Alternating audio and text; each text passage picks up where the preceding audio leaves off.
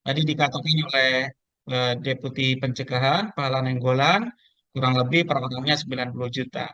Hmm. Nah, saya akan komentari satu persatu. Komentar saya menggunakan undang-undang, bukan menggunakan pendapat. Ya. Di dalam Undang-Undang 3199 Junto 20 2001 tentang KPK, betul KPK punya waktu 30 hari untuk memproses laporan tersebut. Tetapi harus diingat, ya, gratifikasi yang diterima oleh Kaisang diduga itu nilainya adalah senilai 8 miliar.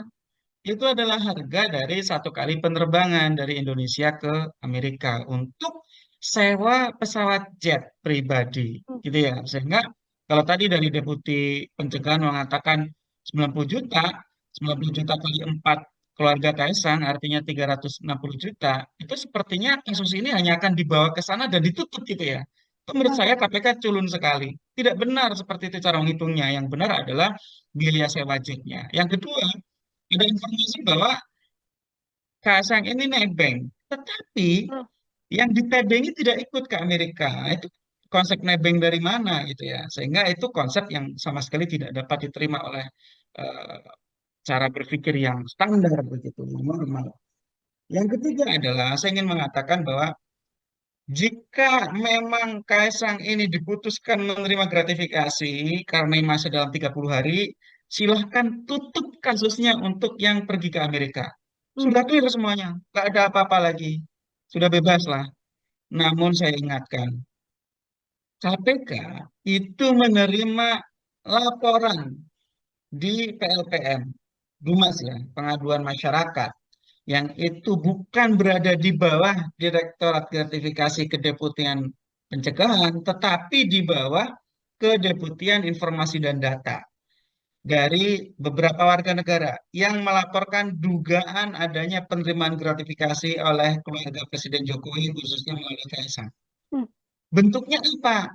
Bentuknya adalah berkali-kali diduga Kaisang menggunakan jet pribadi ini.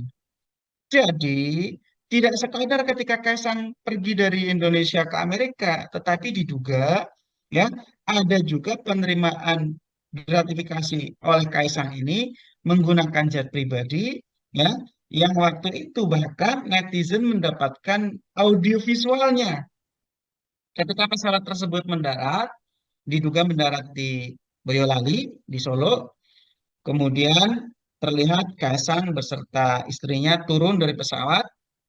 Kemudian ada orang-orang yang mengikutinya dan membawa eh, goodie bag ya Hmm. yang diduga itu adalah brand-brand ternama. Netizen mempersoalkan, kok bisa ya tidak melalui bea cukai ya? Kok bisa ya dari pesawat turun langsung dimasukkan ke dalam mobil? Artinya ada dugaan penerimaan gratifikasi lain. Oleh karena itu, kalau dilihat dari tempusnya, sudah lewat dari 30 hari.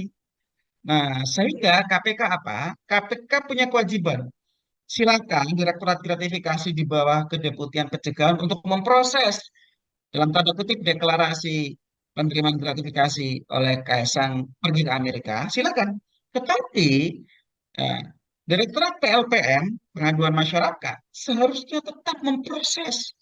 Dari sisi apa? Dari sisi telaah dugaan terjadinya penerimaan gratifikasi yang tidak dilaporkan dalam waktu 30 hari, di mana itu diduga ya dapat dijerat dengan pasal 12 huruf B besar Undang-Undang Tipikor, Undang-Undang 3199 Junto 20 2001.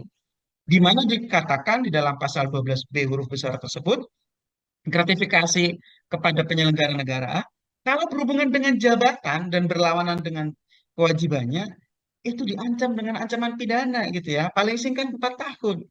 Dan ada jurisprudensi Mahkamah Agung yang mengatakan bahwa penerimaan gratifikasi itu tidak hanya oleh penyelenggara negaranya, tetapi juga oleh keluarganya. Sehingga seharusnya ketika dual track, Hmm. track Direktorat Gratifikasi silakan konfirmasi, klarifikasi, telaah, ambil kesimpulan untuk dugaan pergi ke Amerika pakai jet pribadi tersebut.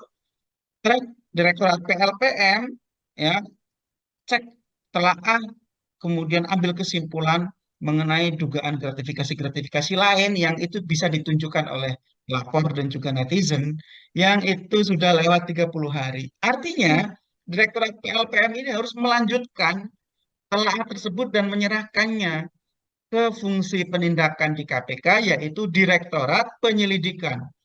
Direktorat Penyelidikan harus bekerja untuk menentukan apakah benar telah terjadi tindak pidana atau tidak. Nah, itulah yang harus dilakukan oleh KPK saat ini. Nah, tetapi saya punya kekhawatiran pribadi yang semoga kekhawatiran saya ini tidak beralasan. Mhm. Saya khawatir ketika Kaisang datang berarti mereka sudah siap semua gitu ya.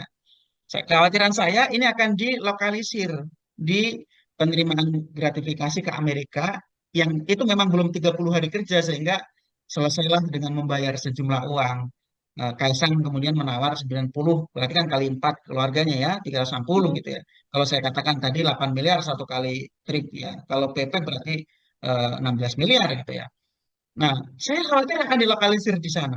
Kalau itu terjadi, berarti telah terjadi pengabaian laporan dugaan terjadinya tindak pidana korupsi yang telah dilayangkan oleh beberapa warga negara, antara lain ada Ubedillah Badrun, ada Boyamin Saiman, terhadap dugaan terjadinya penerimaan gratifikasi. Download Tribun X sekarang. Menghadirkan lokal menjadi Indonesia.